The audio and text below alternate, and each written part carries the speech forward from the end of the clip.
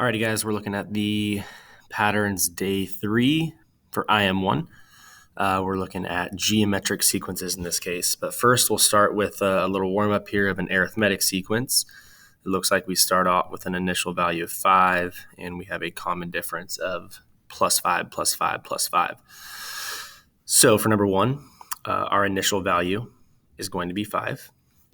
And when it asks for the value of the sixth term, well, if this is the first, second, third, fourth, fifth, and sixth term, if you continue that pattern by adding 5 2 more times, you end up with 30 for the sixth term. All right. Now, what is the value of the nth term? Now, the nth term is undefined. The nth term can be the first, it could be the second, it can be the 100th, it could be the negative 52nd. It doesn't matter. It's any undefined term number. But the nth term can be determined by the explicit arithmetic formula itself. A sub n is equal to the first term plus the difference n minus 1 times. Okay, so now when I ask for the sixth term up above, that's simple, right? We just had to add 5 twice more. But for the 100th term, you don't want to do that 99 times to get to the 100th term. Adding 5, adding 5, adding 5, that's going to be a waste of your time. So that's where the explicit arithmetic comes in. Very useful. A sub 100 is going to be the 100th term. We're going to take the first term of 5, and we're going to add the common difference, which is 5 times n minus 1. Okay. Now from here, actually, what you're going to want to do is you're going to sub in for that n 100 because that's what we're trying to determine, the 100th term. Now from here, it's just good old PEMDAS. So we're going to go 5 plus 5 parentheses first is 99. Multiplication comes next.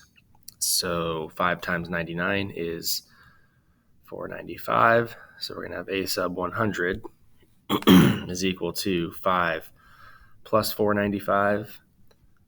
So our 100th term is 500. Okay. Let's jump down to learning goals. Make sure you read through those learning goals for yourself and be aware of the vocabulary. We're talking about geometric sequences and common ratios here. And for the first part, example 1 here, it asks you to describe the pattern, etc. Hopefully this looks familiar because we did this in the day 2 notes. Do not do it again. Go back, review your day 2 notes, and take a look at what was discussed. I would copy and paste a screenshot of what you had done for these sequences. Specifically here, it's asking us to recall the lesson from yesterday and the groupings that we had done. And if you go back to the day 2 notes, let's see here, we had B and F grouped together. And the reason they were grouped together was because one was using multiplication, that was B, and division, that was F. Okay, B was being multiplied by a positive 3, a ratio of 3, and F had a common quotient of dividing by 10 each time. So which of the sequences from example 1 were geometric sequences? We're going to go with B and F because they have a common ratio, and that's the key word for today's lesson.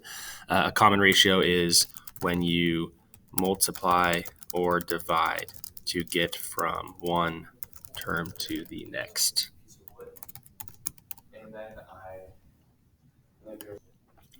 All right, now for example 3, if we had a sequence with an initial term of 3 and a common ratio of 4, and we want to determine the first 5 terms here, we're going to have our initial value of 3, and kind of like the arithmetic sequences where we were adding, instead to get from the first to the second to the third, etc., we are going to multiply by 4. So when you multiply by 4 from the first to the second term, you get 12. Multiply by 4, you get 48. Multiply by 4, you get 192. Multiply by 4. I'm going to have to pause this so I can check this real quick. All right, calculator check, that's 768. So you have your first 5 terms. Now we developed a rule here in class, and the rule was, we actually used the arithmetic to help us. So the arithmetic, recall, is a sub 1 plus the common difference n minus 1 times. Now what we did was we said, okay, well, let's just take what we do know from the arithmetic and see if we can apply it to geometric. So both of them have a first term. Instead of adding, we're going to multiply. Instead of a difference, it has a ratio. Now, we're not doing repeated addition, plus 5, plus 5, plus 5, plus 5. We're actually doing repeated multiplication. And when you do repeated multiplication, that is raising something to an exponent, raising something to a power. So, for example, 4 times 3 is 4 times 4 times 4. But 4 to the third power, let me go back here. 4 to the third power, that's repeated multiplication. Sorry, I messed up at the top there. 4 times 3 is 4 plus 4 plus 4. Repeated addition. Okay, but when you raise something to an exponent, that's the repeated multiplication. 4 times 4 times 4. Okay, so anyways, if you want to get to the first, second, third, fourth, fifth term, how many times do you multiply by 4? You multiply by 4 times. So we notice that you're multiplying by 1 less than the term number. So we're going to raise this to n minus 1 again. So our explicit geometric is going to be the first term times the ratio n minus 1 times. So now it asks you, what would the first 5 terms of this sequence be if the common ratio is 1/3? Now, if the common ratio is 1/3, you're still multiplying by 1/3, which is the same thing as dividing by 3. So to get from the first to the second term, 3 divided by 3 is 1. 1 divided by 3 is 1/3. 1/3 divided by 1/3. 1/3 divided by 3, or in other words, 1/3 times 1/3 is going to be 1/9. And then 1/9 divided by 1/3, which is going to be, I'm struggling myself.